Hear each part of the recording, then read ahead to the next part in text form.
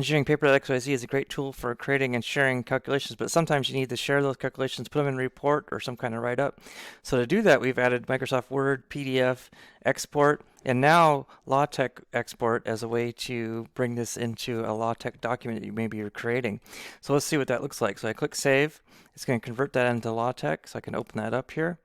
And you can see this is the LaTeX markup. It's done as a complete document, so there's a couple ways we can work with this. So we're going to use Overleaf as a great way to kind of convert that LaTeX into a PDF on the fly through a browser interface.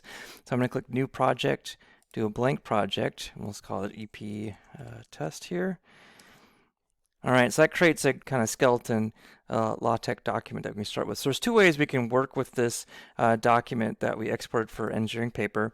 One thing I could do is just copy the whole thing. So Control A, Control C to copy that, and Control A, Control V just to replace the entire document. So that gives us a completely formatted document, and so I can hit recompile, and that document's going to show up. But it's formatted in a way that may not work with the rest of your document, or maybe you want to add this to an existing document rather than do a whole document.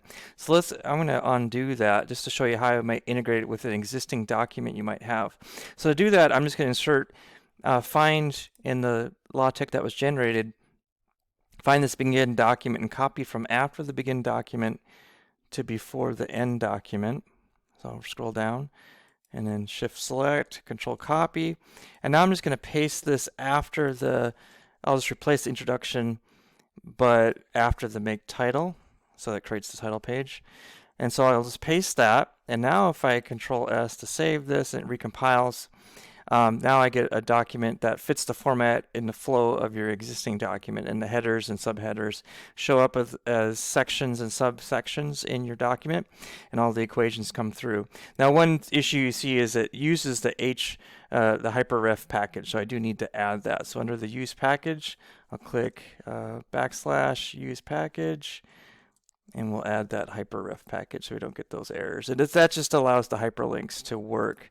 And if I control S or hit recompile, those errors are going away. We don't have any errors anymore, and the hyperlinks are now working, coming through. What you may have noticed is that the plots don't come through. And that's because the LaTeX itself is just a text document, so we can't bring in the pictures. But fortunately, Overleaf makes that super easy to bring in our pictures. So I go back to my engineering paper, I click this PNG. The PNG format is going to work best with Overleaf, so I click that. It's going to download the PNG into my downloads folder.